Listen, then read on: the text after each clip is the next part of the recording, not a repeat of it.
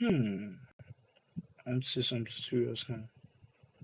A lot of people love football. Yeah, everyone love football, but not everybody understand football.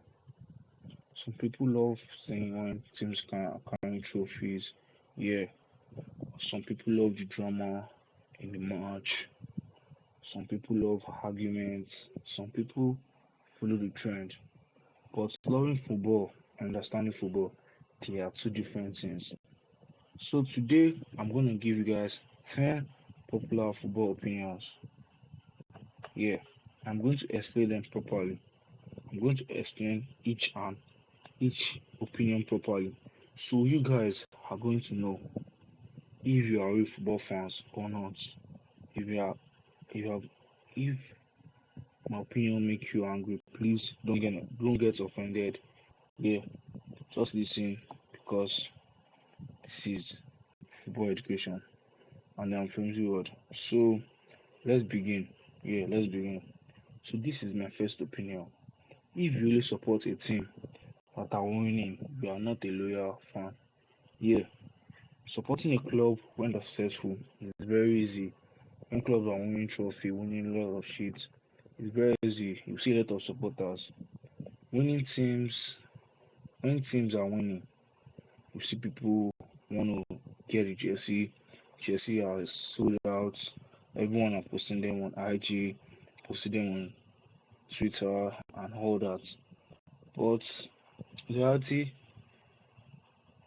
reality cannot last for long if you're not a real football fan. Let me tell you why. When a club finishes sixth on the table in a league, like let's now, for example, Premier League, your club finishes sixth on the table and they lose important matches, and rival fans are mocking you, criticizing the fans, criticizing the players, stuff like that. This is at the point where real fans stay. Yeah, these are the points where we notice that okay, these are the real fans. So far you were able to stay and okay, yeah, this is the point I need to stay. That's how we know okay, yeah, it's a real fan. Then fake fans, you see them, they disappear, change clubs, stuff like that. Then when the team start winning suddenly again, they return. Those are the fake fans. But if you are a football fan, no matter what, if you love a team, you support it till at any point, even though they are losing games, just to support that team. That's just it. If you love a team, and if your support depend on the trophies they're winning, and that means your support is conditional. Yeah, that is not like a real support, and the conditional support is not loyalty. It's not loyalty. So now, my second opinion, guys. My second opinion. Judging player only by goal and assist show low football IQ and understanding. This is a very popular thing by everyone out there. They just judge players on how they score, how they give assists, what they see them doing. Like if you watch some clips, this is not how you judge player. Football is more than these numbers. It's more than giving assist and scoring goal. Yeah, goal and assist matters, but they are not the full picture, guys. These are not the main things in a football match. Let me explain. In football, there are players like their job is not just to score. Yeah, there are a lot of players who are on the field and their job is not just to score. For example, a defensive midfielder. Let me explain that. A defensive midfielder protect the defense, he block passes from entering the defense, he wins the second ball, and he controls the rhythm of the game. So if people are like, oh, the defensive midfielder is expected to like be scoring every game. You don't expect that. Like there are players who are like supposed to be scoring, but you don't expect the defensive midfielder to like oh be scoring every day and that. And that does not mean okay because he's not scoring, oh he's not a good player. That's not how it works. So and without a solid defensive midfielder, the team collapse. Another example, a fullback. A fullback stretches the width of the field, he overlaps the wing. Yeah, a fullback, a right back or a left back, it overlaps the wing it creates space, and it supports the transitionary into the final third. Yeah, but statically, is this a crucial player, the defensive midfielder and the fullback. So, have you guys now understand what I'm saying? You can't just judge player by he's scoring, he's giving assists, he's this, he's that. You can't just judge player on that. There are players who have different roles than just scoring and giving assists. Some are the main key in the game. They control the game. They make the game really perfect. That's what some players does in the game. So football intelligence means understanding rules, not just the numbers, the assists, and the goals. So now, opinion three: if you change club because your favorite player left the club, you supported the player, not the club. Yeah, this is one of the things I witness at most time. There are many fans out there. Okay, they are supporting this club because there is a player they like there. That this is the favorite player, and he's playing for this team. But the moment this player leaves the team, like the these guys, they leave the club. Like it's not meant to work like that. Clubs have history. Yes, every club have their own history. They have a culture. They have generations of player. Club existed. This club you are supporting because of this player. It existed before this player was even born or even thought he would play football. So players come and they go. Transfer comes every time. Contract expire. So if your loyalty transfers with player, then you're not supporting the club. Like what what were you even doing? Your loyalty was never attached to the club. It was just attached to the player. Because okay, this player is playing for this team. You cannot say you're not supporting the club. That's the main reason why you're supporting the club. Because your favorite player is there. And the moment he leaves the club, then you've forgotten about the club, you moved on from the club. There's nothing wrong with admiring a player and say, okay, I like this guy and a favorite player. But switching club every time there's a transfer, every time there's a transfer, but show emotional attachment, that is not true support. Yeah, that is not true support. So opinion four: if you don't watch full matches, your opinion is incomplete. There are many people saying they are football fans, they are this, they are that, but a football match is 90 minutes. Like it's a whole 90 minutes. That's what a football match. Okay, some people watch highlights to show the goal chance, big chances, mistake, but they don't show how the defender position themselves. They don't show how the midfield is being controlled. They don't show the pressing, how player are being pressed, how this player press the opponent. They don't show the ball on and off the ball movements. You don't see that on most of these highlights. For example, pressing. Let me explain what pressing is. Pressing means applying pressure to a player or the opponent when they have the ball, and they are pressing triggers. Pressing trigger is a specific moment when a team decide to press. Yeah, when a team decides to press, they are pressing the trigger. They want to collect the ball from me. So they are going to trigger and press you. That's what pressing trigger means. For example, when the opponent receives the ball, facing his own goal, that can trigger a press. Yeah, most of the time it triggers a press. If you don't watch a full match, you cannot understand how what I just said now. You can't understand it because you can only see the final action. All you see is when this guy scores, when he created a big chance, or when he make a big mistake. You will not see all what happened in the match. Football is about the process, not just the outcome, what everyone is saying. It's about how you got this.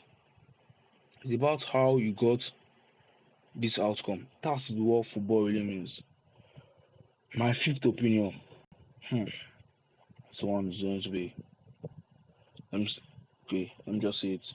Blaming one player, blaming one player on every loss. Wait, blaming player Blame one player every time. Yeah, there are many fans out there who blame one player for every loss. Like this guy is always being blamed that, oh yeah, he's the one causing this. This happened because of him. But football is not just a one-man job. Football consists of 11 players on each team. So, but the more important thing is that it's a system and it is structured well. Yeah, it's structured well. And the manager set up the formation, everything, the team spirit, it's all work together. This is what brings a team together. If a team lose, it's often because okay, the midfield was open, it was overloaded, the defense was open, and the fullback were too exposed, or the defense line was one like accurate, or the pressing was inappropriate. But blaming one player, ignoring the system, and understanding what really happened in the game, this is a fake shit. These are fake football fans. They are just looking for the scapegoats on okay, my team is losing. This is the scapegoat. This is the guy that caused the loss. These are fake football fans. These are fake football fans. So opinion 6. Understanding formation is basic football knowledge. There are lots of formations in football here. There are a whole lot. But to see people who understand these formations, they are rare. Yeah, to see people who understand the formation are rare because we have several formations. We have several playing styles. So for every playing style, there is a particular formation which work perfectly with this playing style. So let me explain the first formation. Yeah, John talk about 4-3-3. This is the solid formation. It consists of 4 defenders, 3 midfielders, and 3 forwards. Yeah, this is the modern day formation. Yeah, and it has a midfield triangle, which is very important. Usually, there is one defensive midfielder at the base, then 2 central midfielder slightly ahead. The defensive midfielder provide stability at the middle of the field, provide stability for through balls, passing, reading the game, and stuff like that. And he protects the defense also. And he also stays deeper and he screen the field like to know what is going to happen next in this formation. And the 2 midfielder ahead can create chances. They can also support the forward, they support the attack also. And the front 3 provide weight and pressing. The winger, the winger stretch the pitch side, stretching the pitch, and also when a winger is stretching, the stretching creates spaces. So like okay, the defensive midfielder have done his work, the center midfielders they've done their work, but these wingers they really do a lot because when they are stretching, they are creating spaces for the striker to have chance to score. Like okay, let's say the ball is given to like okay, the left winger. The left winger basically stretch to the left side of the field, and the moment he's stretching there, he's creating space at the width, he's creating space there, and he's making chance for the striker to be able to have a chance to score, something like that. Now, let me explain 4-2-3-1. This consists of a 3 defensive midfielder, yeah, double pivots, and a double pivot provide extra stability. Like, imagine having 2 defensive midfielder, like, this is locked stability, like, the defense is locked in. And it protects against counter attack. It allows fullback to attack freely. Like in this kind of formation, the fullback are able to drive in support because when there are 2 GM and there is like a attacking midfielder or center midfielder, the fullback are going to drive in to the midfield to support the midfielders because there are 2 GM who are going to come back. They are going to make a deep line. They are coming back, and these fullback are going to support the midfielder, which is the AM, and it also supports the wingers. It helps them create more spaces for the wingers. So and there are one winger and there are two wingers, an attacking midfielder, and we also know. Yeah, that's it. So if you are able to understand formation, it helps you understand. Okay, this is why the team lose. This is why the team win. But if you don't understand formation, if you don't understand formation, if your team lose, it will become emotional. The way you read game become emotional. The way you see game, the matches are going to become emotional. So as a real football fan, even though you don't understand the formation properly, I too don't really understand the formation, but you try to understand, okay, this is what this formation does, this is how it works, this is how it's going to help my team, and this is how, okay, this is why my team is losing, this is why my team is winning. Do you get what I'm saying? So now, opinion 7. If you only watch big matches, like big games, for a casual fan, like real fans, like real football fans, they watch league games, cup game, they watch the early kickoff game, the match, even the boring match. You see real football fan watching it, even when the match is boring, they are always there watching it. So like football is not just okay when it's final, you see everyone coming out watching the final. That is not just what football is about. As a real football fan, you are meant to be there, even though the match is boring. You just try to like enjoy it and watch it. So, and if you are watching smaller matches like smaller team playing, it will improve your understanding. It will improve it because football intelligence it grows with exposure. When you are exposed to how different teams play and stuff like that, it will increase your IQ. It will increase your IQ of football reasoning. Yeah, it really helps a lot. Now, opinion 8. Football is tactical chess, not just vibe. Football is tactical chess, not just vibe. Every moment on the pitch has its own purpose.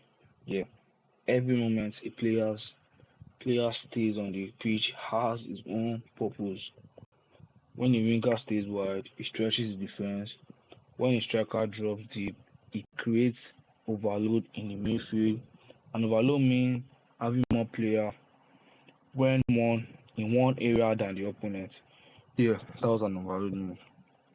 Overload creates passing option.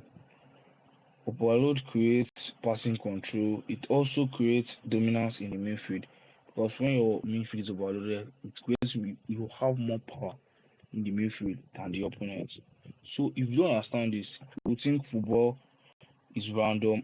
It is, and football is not just a random sport. It is a structured sport. You need to understand this game before you can say you are a real football fan, you are a OG football fan. You need to understand this properly. Now, opinion 9. Yeah, opinion 9. Passion without knowledge leads to emotional arguments. Yeah, I can't lie. There are lots of passionate football fans out there. Yeah, being passionate is really good. Yes, you can always shout loud, you can always make noise, but do not. That does not make you correct. If you are passionate, you're always making noise, always there making noise, doing all this. That does not make you correct. Football debate should include content, tactical understanding. It should include game harmonious. If you argue without structure, like you're arguing, making noise, shouting around here, showing your passionate about the club, and there's no structure, you are just reacting. You're not analyzing. And as a football fan, you're supposed to be able to analyze something. If you are arguing with okay, a rival fan, you're meant to be able to analyze your team well, analyze your team properly if you're a true football fan. Now, the last opinion 10. Real fans grow in knowledge over time. Yeah, I can't say not everybody did not like just woke up one when they started watching football, they already know how football works. No, no, no. I myself, it's when I started watching football and I kept on watching, I was able to grow and I was able to like, why don't I do this? Why don't I do what I'm doing? Talk about football. Like make football bit like show people how football is meant to be. Yeah. So like when you start watching football, you might focus on only goal. That is normal. Yeah. Focus on only seeing the team scoring when you start watching football. It's a normal thing. But as soon as you grow, you start looking at the game and okay, yeah, this is how players pace. This is this is how they transition. This is how they control the tempo and all other stuff. If after years of watching football, you still only focus on goal, damn, 2 years have been wasted. Like you've not grown in understanding at all. Like you don't understand the game you are watching. And real fans they evolve, yeah, real fans evolve. So fake fans they just repeat and always repeating the argument, repeating it without a structured talk or a well detailed analysis. So football is a beautiful game. It is deep, it is perfect, it's emotional, it's tactical, it is historical. Yeah, football have a lot of history, which I don't know, you don't know, everyone out there don't know all the history behind football. But if this video challenge you, that is really good because growth come from challenge. Yeah, if you are being challenged, that means you are growing already. You are growing already. So I am Femzywrld, and you all know this is your boy Femzywrld, and I'm building some football intelligence here. So subscribe if you want deeper conversation, and if you guys know we are not done, you guys are going to see me in the next video. I'm going to be back with a better video, better idea. You guys should subscribe, like, comment, share, and don't forget to turn on the notification button. Thank you all and enjoy the video.